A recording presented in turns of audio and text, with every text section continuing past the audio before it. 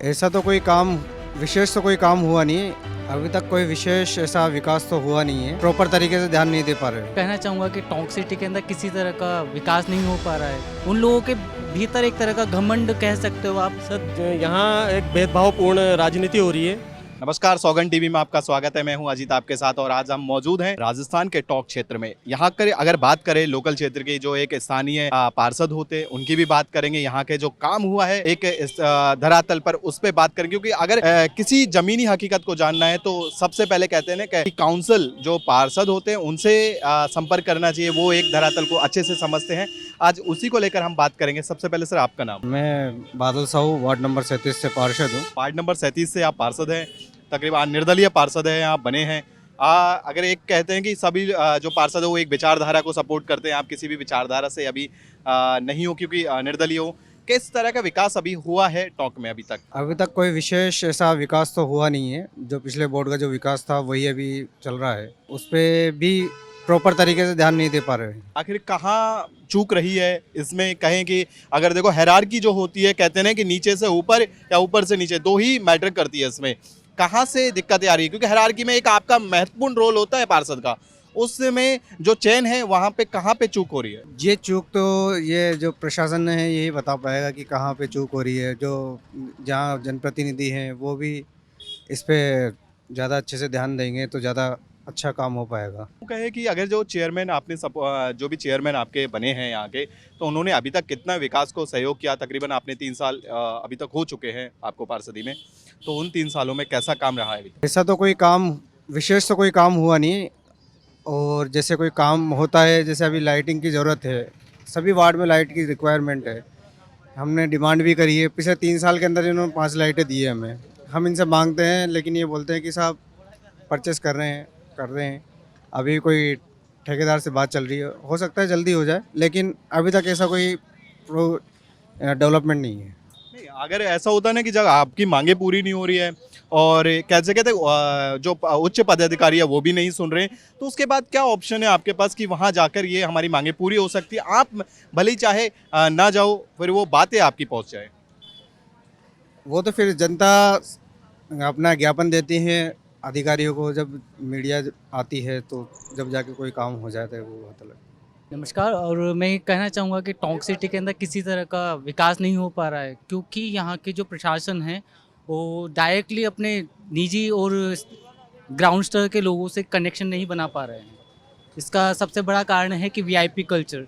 उन लोगों के भीतर एक तरह का घमंड कह सकते हो आप, या एक पोजीशन का गलत उपयोग कर पा रहे हैं। वो ये कहेंगे कि उनमें एक गुरूर है कि वे एक सीट तक पहुंच चुके हैं और उन्हें एक पदवी मिल चुकी है। वे नहीं जानते पब्लिक क्या है, जो कि हम जानते हैं कि टोंक को कई सदियों से ही नहीं, कई सालों से ये जाना जाता है कि एक टोंक पिछड़ा हुआ क्षेत्र है।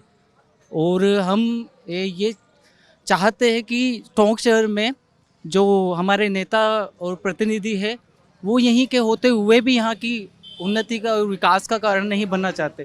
उन्हें तो बनना चाहिए कि हमारा शहर है, हमें कुछ करना चाहिए, लेकिन ऐसा कुछ नहीं है। मनीष बेरवा सर। हाँ मनीष जी, अभी आप हाल ही में पार्षद है वर्तमान तौर पर।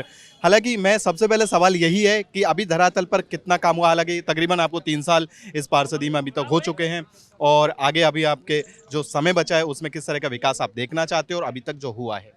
अभी तक कुछ यहाँ विकास हुआ नहीं है। जैसे कि जानकारी के हिसाब से मैं बता सकता हूँ कि पिछले 3 साल हो गए बोर्ड की मीटिंग हुए। हमने कई बार यहाँ पे कलेक्टर महोदय को हमने आवेदन किया है कि जल्द से जल्द बोर्ड की मीटिंग बिठाई जाए ताकि हम जल्दी से जल्दी पूरे शहर का विकास कर सकते हैं।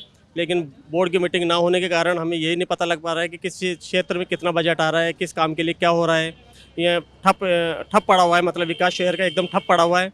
जैसे कि सरकार ने आने से पहले कई मैनिफेस्टो में कहा था कि सब हम बेरोजगारी भत्ता देंगे, किसानों का कर्जा माफ़ कर देंगे। इस तरीके से इसी मैनिफेस्टो में जो कहा गया था उन सबसे वो सरकार मुकर चुकी है।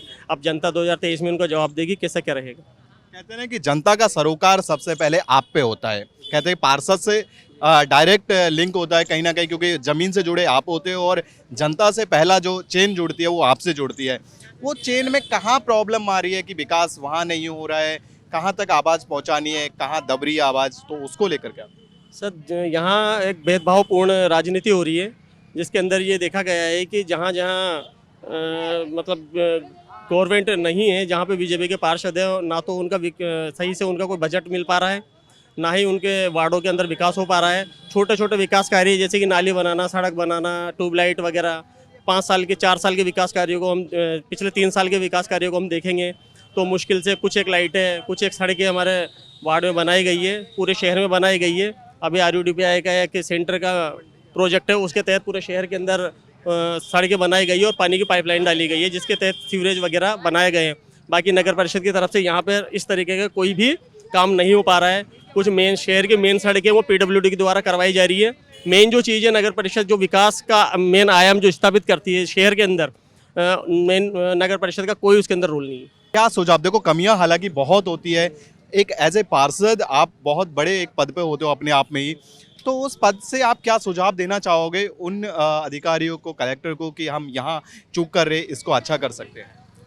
सर इस तरीके से इनको पूरे वार्ड वाइज एक मॉनिटरिंग टीम बनानी चाहिए ताकि वो प्रत्येक वार्ड में जाकर सर्वे करवा सके, जनता के बीच जाकर वहाँ की छोटी छोटी मूलभूत जो आवश्यकता है, जैसे छोटी सड़कें हो गई या कुछ भी जैसे पानी की समस्या हो गई, इसी तरीके की यहाँ समस्या आएगी तो उसकी एक मॉनिटरिंग टीम होनी चाहिए प्रत्येक वार्ड वाइज। यहाँ पे एक आदमी को, गवर्नमेंट के कर्मचारियों को वहाँ सर्वे के लिए लगाया जाना चाहिए ताकि वहाँ की जितनी भी कमियाँ हैं वो निकल कर क्या है, उनको एक लिस्ट वाइज करके उसको आगे से मॉनिटरिंग करके नगर परिषद के द्वारा और वहाँ की समस्याओं को समाधान करा जाना चाहिए। धन्यवाद। ये थे हमारे साथ टॉक के जो पार्षद हैं, मनीष जी हमारे साथ थे, जिन्होंने बताया कि यहाँ पर कमियाँ बहुत है और सुझाव भी उन्हें अपने आप से दिए थे कि कैसे इस कमियों को दूर किया जा सकता है, कहाँ पर ज्ञापन लेकर जाया जा सकता है। उसको लेकर देखो, सुझाव जब होते हैं किसी अधिकारी के पास तो सुझावों पर अमल करना चाहिए, उन्हीं को लेकर पार्षद जी ने आपको बताया।